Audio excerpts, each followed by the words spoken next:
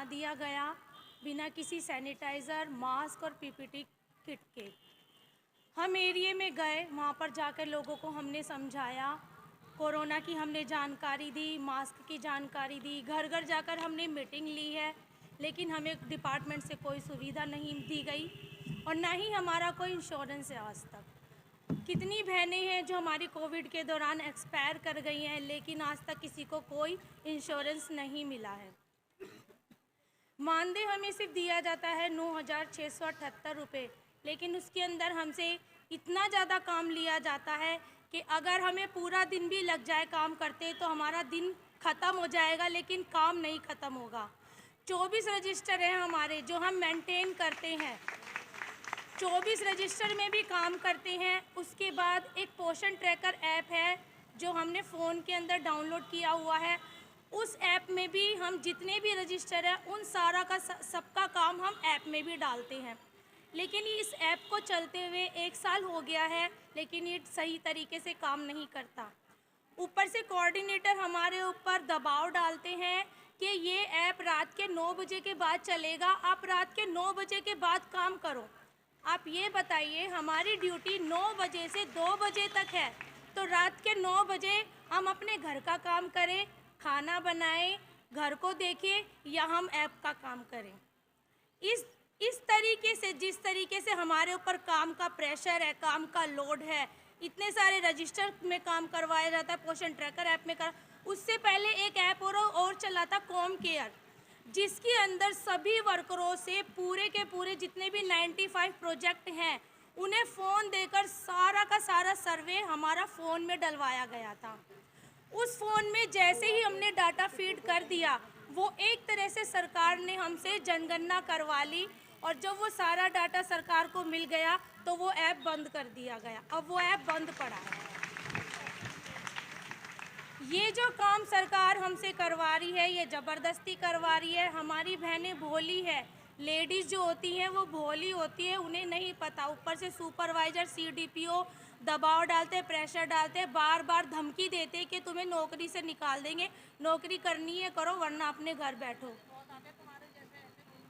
कहते तुम नहीं तो कोई और, तुम्हारे जैसी बहुत बैठी है काम करने वाली।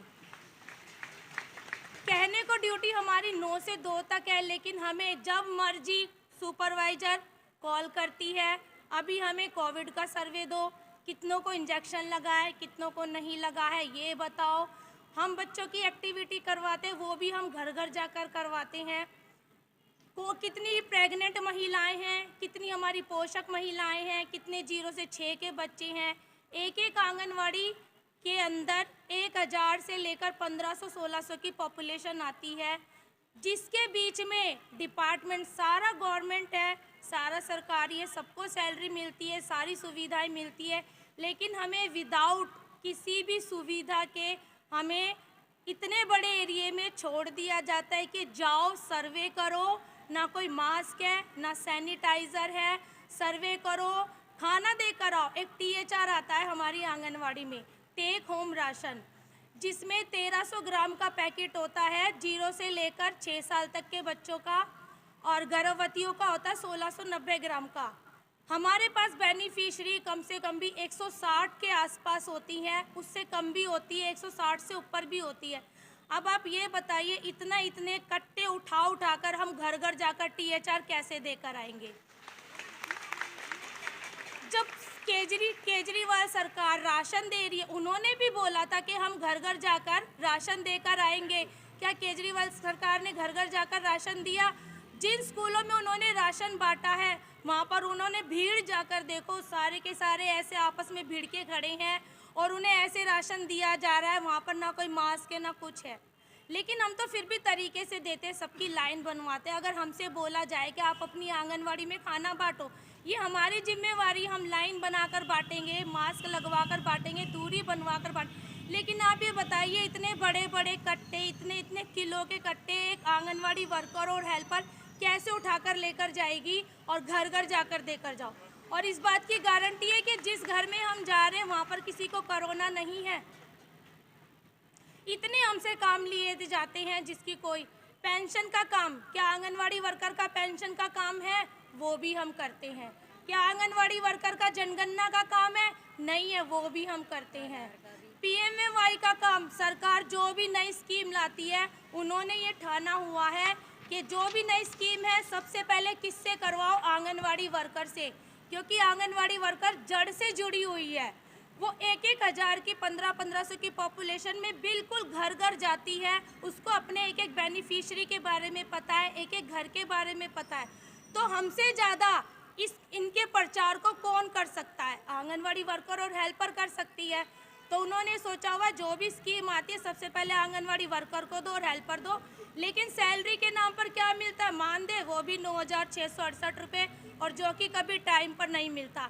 1-1, 2-2, 3-3 महीने बीत जाते हैं जब हमारे पास हमारा मानदेय आता है, वो भी हम बोलते हैं। दूसरा, लास्ट में ये बोलना चाहूँगी कि हमारे डिपार्टमेंट में सारी महिलाएं काम करती हैं, सारी महिलाओं से डिपार्टमेंट भरा हुआ है, लेकिन जो कोऑर्डिनेटर हैं वो जेंट्स रखे गए हैं। क्यों रखे गए हैं?